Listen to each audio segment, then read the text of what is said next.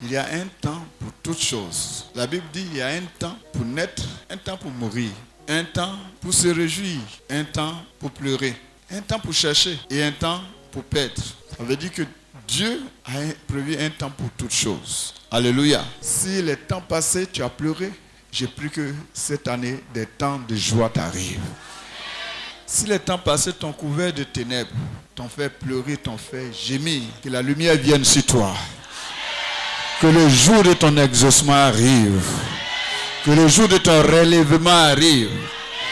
Les temps passés, tu as regardé les autres rendre témoignage. Et tu étais assis. Tu te dis, quand viendra mon temps?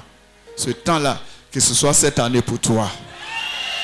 Le temps est venu pour que ceux qui te poursuivaient, qui t'effrayaient, toi tu commences à les poursuivre, les effrayer, les attraper et les livrer au jugement de Dieu. Ils ne vont plus continuer de te suivre. Ceux qui attendaient, ils ont posé des pierres, ils ont créé des situations. Maintenant, ils attendent le temps où ils vont se moquer de toi. Ce temps-là n'arrivera jamais.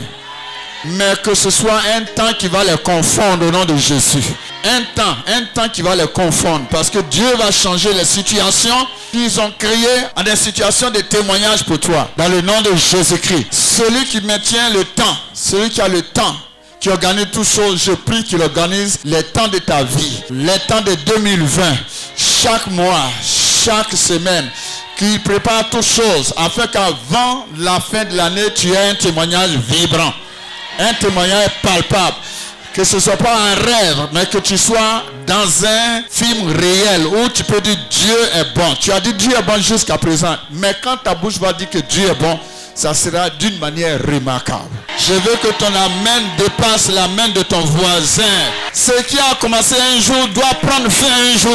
Amen. Le combat qui a commencé dans ta vie un jour, ça va prendre fin un jour au nom de Jésus. Amen. Même si la nuit tarde, mais le jour finit par arriver. Le coq doit chanter à mon avantage. Je dois me réveiller pour le bonheur. Je dois me réveiller pour la guérison. Je dois me réveiller pour la gloire. Je dois me réveiller pour mon mariage. Je dois me réveiller. Tout le monde confesse à Dieu. C'est mon temps. Je dois me réveiller avec le coq de chant pour ci, pour ça, pour ci, pour ça. Ce que tu penses qui t'échappait autrefois, confesse que tu l'as maintenant. Frères et sœurs, il y a des moments où tu te demandes si Dieu là, il est vivant pour toi aussi. Mais toute chose a son temps et il va agir pour toi. Je veux que tu sois seulement confiant au Seigneur et que tu arrêtes de baisser la tête, mais marche la tête levée pour dire il va agir pour moi aussi. Il va faire quelque chose pour moi aussi. Ne compte pas les malheurs qui t'ont arrivé. Compte les délivrances que Dieu t'a accordées. Et bénis le Seigneur qui pense aussi à toi, qui a aussi un temps tracé pour toi, un moment tracé pour toi. Chaque chose a son temps. Ton temps arrive. Ton temps est déjà là même. Et personne ne peut empêcher ce que Dieu veut faire dans son temps. Vous savez, quelqu'un peut être malade pendant longtemps. On peut même annoncer sa mort. Mais si son temps n'est pas encore arrivé là, il ne mourra pas. Les gens seront surpris qu'il se relève, qu'il vit encore, qu'il prospère, qu'il fasse des choses. Parce que son temps n'est pas encore arrivé. Même si tu étais dans leur marmite même, ils vont oublier d'ouvrir la marmite. Et Dieu va faire sortir ta chair de la marmite. Il va te remettre en place. Alléluia. Quand on dit que c'est fini, Dieu dit c'est pas fini. Lazare sentait déjà, mais Jésus dit c'est pas fini. Alléluia. Je vais le confesser et je vais croire que 2020, c'est mon temps. C'est ton temps. C'est ton temps de régner. C'est ton temps d'aller de victoire en victoire. C'est ton temps de quitter les ténèbres. De quitter tous les liens que Satan avait mis dans ta vie. Il y a un temps pour toutes choses sous les cieux. C'est-à-dire au-dessus des cieux, il y a Dieu. Là-bas, il n'y a pas de temps. Dieu n'a pas un jour, 2 jours, 3 jours, non. Dieu n'a pas d'âge. Mais sur la terre, le roi David chantait et dit apprends-nous à compter nos jours. Parce que l'homme vit 70 ans. Les plus robustes, c'est combien? 80 ans. Donc, nos jours sont limités. C'est pourquoi exauce-nous dès le matin. Pour que nous puissions nous jouir au moins de ton exaucement. Le roi David pressait Dieu, dit Dieu, que mon exaucement ne tarde pas. Fais que mon exaucement arrive maintenant. Arrive maintenant pour que je puisse t'adorer. Parce que ce n'est pas les morts qui te rendent témoignage. C'est quand on est vivant qu'on te rend témoignage. Si quelqu'un devait se marier dans 3 ans, Dieu va raccourcir, tu vas te marier en 2020. Si cette maladie devait durer encore, Dieu va raccourcir Et tu vas guérir maintenant au nom de Jésus. Cette situation-là ne te tuera pas. Tu ne mourras pas dans cette situation. Tu vas sortir de là et tu vas rendre gloire à Dieu au nom de Jésus. Si tu le reçois, c'est comme ça que ça va se faire. Si tu crois que c'est comme ça que ça va se faire.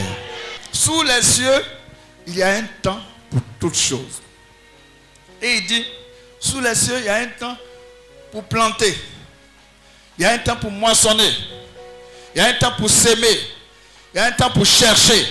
Ça veut dire que quand le temps passe, si tu ne fais pas attention, ton temps est passé. On peut dire que ton temps on ne peut plus te prendre à la fonction publique. Pour être policier, il y a un temps. Pour être gendarme, il y a un temps. Donc il y a un temps pour toutes choses. Souvent, nous ne faisons pas attention au temps que Dieu nous donne pour faire certaines choses pour lui ou pour nous-mêmes. Et quand ce temps-là passe, nous recherchons le temps, on ne le retrouve plus. C'est pourquoi faites attention au temps que Dieu vous donne. Quand Dieu vous donne l'occasion de faire du bien, l'occasion de faire son travail, l'occasion de faire les choses, ne rejetez pas à demain. Bien que Dieu, lui, il n'y a pas de problème avec le temps, mais pour nous, il y a un problème de temps. C'est pourquoi les Blancs disent, les Américains disent, time is money. C'est comme ils cherchent Dieu, ils cherchent l'argent là. Le temps, c'est de l'argent. Si tu ne mets pas le temps à profit, quand ça passe là, c'est beaucoup d'argent qui est passé là. Mais la plupart d'entre nous, nous les Africains, nous sommes un peu comme Dieu. Le temps là, on a le temps pour toutes choses. On n'est pas pressé. On n'est pas pressé de venir à l'église. On n'est pas pressé de faire certaines choses. Et quand ça passe, tu vois, tu es dans la même situation avec quelqu'un, il est loin devant toi là-bas. Parce que le temps qui est venu là, il a considéré ça, il a rattrapé ça, il a mis ça à profit et il est devant. J'ai pris que cette année, Dieu t'ouvre l'esprit afin que tu saches dans quelle année nous sommes. Et qu'est-ce que Dieu veut que tu fasses en cette année. Moi, je suis venu vous dire aussi que le temps que nous avons, surtout les premiers mois de l'année, nous permet de préparer le reste de l'année. Ce sont des temps de semences. C'est pourquoi beaucoup rentrent en jeûne. Nous rentrons en jeûne pour préparer avant de rentrer. Quand nous rentrons dedans, nous sommes prêts. Quand tu es jeune, tu travailles pour qu'après 40 ans, 50 ans, ce que tu ne pourras plus faire, cela te revient comme récolte. C'est pourquoi c'est le matin, c'est les premiers jours qu'on sème. Et il ajoute, parce que tu ne sais pas quel malheur peut arriver sur la terre. Surtout 2020. 2020, on ne sait pas ce qui va arriver. Nous, les enfants de Dieu, on ne doit pas avoir peur. On doit prier pour que la tranquillité, la paix soit là. Et qu'en priant, Dieu nous donne aussi des paroles. Ta sémence peut te délivrer dans les jours du malheur. Et le bien que tu as fait à quelqu'un là, ça ne se perd pas. À cause du bien que tu as fait à quelqu'un, quelqu'un peut te sauver une autre fois. Quand Dieu te demande de donner, de s'aimer, de faire quelque chose pour un orphelin, pour un pasteur, pour l'église, pour quoi que ce soit, c'est pas pour... Est-ce que Dieu a besoin d'argent? C'est pour toi-même. Oh. La veuve de s'arrêter là, ce que Dieu lui a demandé de faire là. Est-ce qu'il n'y a pas des gens riches dans la ville là? Mais pourquoi c'est vers elle il est parti? Une pauvre dame qui avait un enfant encore à supporter. C'est vers elle que Dieu a envoyé son serviteur pour être nourri. Et si ce n'a pas été le cas, que serait devenue la femme? Quelle serait devenue la femme? Elle serait morte.